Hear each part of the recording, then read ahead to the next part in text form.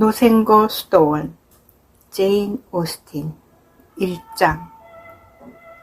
어린 시절 캐서린 몰런드를 한 번이라도 보았던 사람이라면 그녀가 소설의 여주인공이 될 운명이라고 생각하지 못했을 것이다. 삶에서의 그녀의 위치, 아버지와 어머니의 성격, 그녀 자신의 개성이나 성격, 어느 것 하나 그럴 가능성은 전혀 없어 보였다. 그녀의 아버지는 목사였으므로 가난하지 않았고 사회적으로 무시당하기보다는 오히려 존경받는 인물이었다. 비록 이름이 리처드였지만 말이다. 게다가 잘생긴 인물도 아니었다. 그는 두 가지 확실한 생계수단 이외에도 상당한 수입이 있었다. 캐서린의 아버지는 딸들에게 지나치게 집착하여 가둬놓고 키우고 싶어하는 인물이 전혀 아니었다. 캐서린의 어머니는 성격이 좋은 데다 현실감이 있고 순수한 여성이었으며 그 중에서도 가장 두드러진 특징은 튼튼한 체격이었다. 캐서린이 태어나기 전에 그녀는 이미 3명의 사내 아이를 낳았다.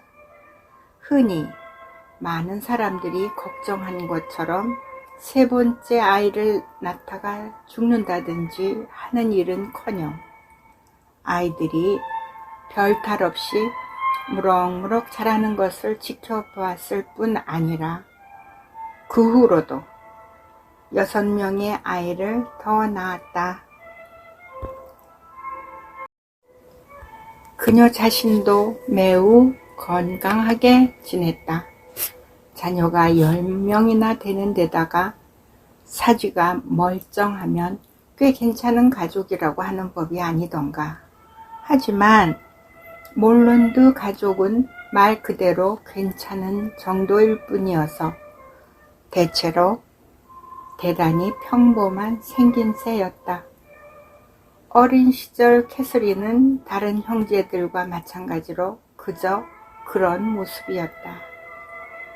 비쩍 마른 데다 어눌했으며 혈색은 나쁘고 창백했다. 머릿결은 검고 뻣뻣했으며 여자아이로서는 지나치게 강렬한 생김새였다. 성질 또한 여주인공에게 썩 어울리는 것 같지는 않았다. 캐서린은 사내 아이들이 하는 놀이라면 하나같이 좋아했다. 인형보다는 크리켓을 훨씬 더 좋아했다. 뿐만 아니라 어린 시절 흔히 즐기는 좀 더 여주인공다운 행동들, 즉 동물을 보살펴주고 카나리아에게 모이를 주며 장미꽃에 물을 주는 것들에도 관심이 없었다. 정원 가꾸기도 마찬가지였다. 어쩌다 꽃을 따서 모은다고 할지라도 주로 장난꾸러기 악취미에 불과했다. 하지 말라고 그 많은 짓은 언제나 더욱 골라서 하는 소행. 캐서린의 기질은 이 정도밖에 안 됐다.으로 짐작컨대 적어도 그래 보였다. 캐서린의 능력은 꽤나 특이했다. 가르쳐주기 전까지는 어떤 것도 혼자 배우거나 이해하지 못했다. 가르쳐주는 것마저도 때로는 익히지 못하거나 이해하지 못했다. 거의 제대로 집중을 하지 않아서 그랬겠지만 가끔씩은 정말로 멍청해서 이해하지 못하기도 했다. 캐서린의 어머니는 3개월 동안 오로지 거지의 간청이라는 시를 되풀이해서 가르쳤지만 나중에는 바로 아래 동생인 셀리가 캐서린보다 더 잘 외게 됐다. 그렇다고 캐서린은 언제나 멍청했던 것만은 아니었다. 사실 그녀는 전혀 멍청하지 않았다. 산토끼와 여러 친구들과 같은 우화는 이 나라의 어느 여자아이들 못지않게 재빨리 외웠다. 캐서린의 어머니는 딸아이가 음악을 배웠으면 했다. 캐서린은 자기가 음악을 좋아하는 게 분명하다고 믿었다. 오래 내팽겨쳐 두었던 낡은 스피넷 건반을 두드리기 좋아했기 때문이다. 그래서 캐서린은 8살 때 음악을 시작했다. 1년 동안 배웠지만 아이는 더 이상 견딜 수가 없었다.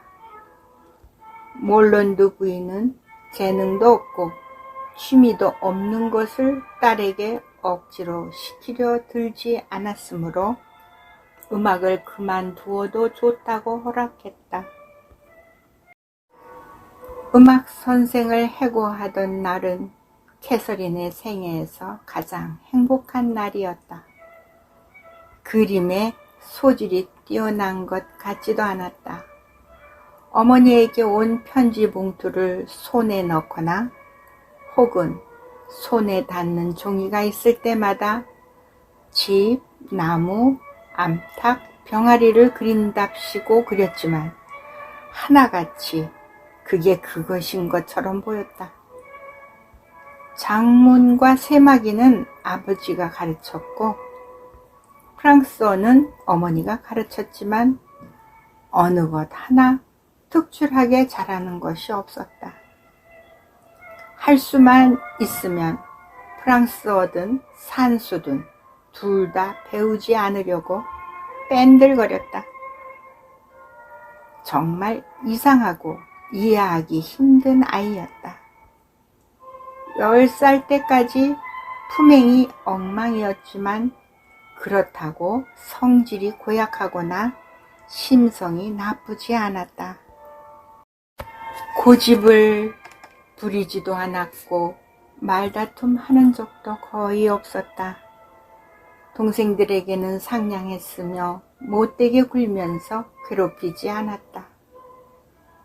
그렇지만 캐서린은 요란스럽고 거칠어서 한자리에 가만히 있지 못했고 씻는 것을 싫어했다. 그녀가 세상 무엇보다 잘하는 것이라고는 집 뒤편에 있는 푸른 언덕 위에서 아래로 대굴대굴 구르며 노는 일이었다. 10살 때까지 캐서린 몰론드의 모습이 바로 이랬다. 하지만 15살이 되자 외모가 달라지기 시작했다. 뻣뻣한 머리카락이 곱슬곱슬해지고 무도회를 갈망하게 되었다. 창백하던 얼굴빛도 나아졌고 살이 오르고 혈색이 돌면서 얼굴 생김새가 부드러워졌다. 눈에 총기가 돌아 활기차 보였고 몸매도 한층 성숙해졌다. 흙에서 뒹굴며 놀기를 좋아하던 성향이 사라지면서 몸치장에 눈을 돌리게 되었다. 그녀는 자라면서 영리해졌고 자기 몸을 깨끗이 가꾸었다. 이제 어머니와 아버지가 그녀의 나아진 외모를 보고 한마디씩 던지는 칭찬의 말을 종종 즐기게 되었다. 캐서린은 정말 예쁘게 자라고 있어요. 어여쁜 처녀가 거의 다 됐어요. 하는 감탄의 말들이 간간히 그녀의 귀에 들렸다. 듣기에 얼마나 즐거운 소리던가. 어여쁜 처녀가 거의 다 됐어요 라는 표현은 태어날 때부터 예쁘다는 칭찬을 줄곧 들어온 여자아이들보다 인생의 초반기 15년 동안 그저 평범한 외모였던 여자아이에게 더 큰 기쁨을 주는 말이었다. 몰론드 부인은 심성이 착해서 자녀들이 올바르게 자라는 것을 보고 싶어 했다. 그러나 잦은 임신과 어린 것들을 보살피고 가르치는 것만으로도 시간이 너무 빠듯해서 자연히 큰 딸들은 혼자 알아서 지내도록 내버려 두는 수밖에 없었다. 그러다 보니 천성이 여주인공다운 점이 없었던 캐서린인지라 14살이나 되었으면서도 책보다, 적어도 지식을 쌓을 수 있는 책보다는 크리켓, 야구, 말타기, 들판에서 쏟아지면서 노는 것을 더욱 좋아한다고 해도 그다지 놀랄 일이 아니었다. 그녀가 전혀 마다하지 않은 책들은 유용한 지식이라고는 전혀 없거나 이야기만 있고 성찰이라고는 찾아볼 수 없는 그런 종류들이었다. 하지만 15살에서 17살까지 그녀는 여주인공이 될 훈련을 받게 되었다. 여주인공의 변화무쌍하고 다사다난한 인생사를 표현하는데 편리하고 위안이 되는 인용구들을 담고 있는 작품들을 모두 읽었던 것이다.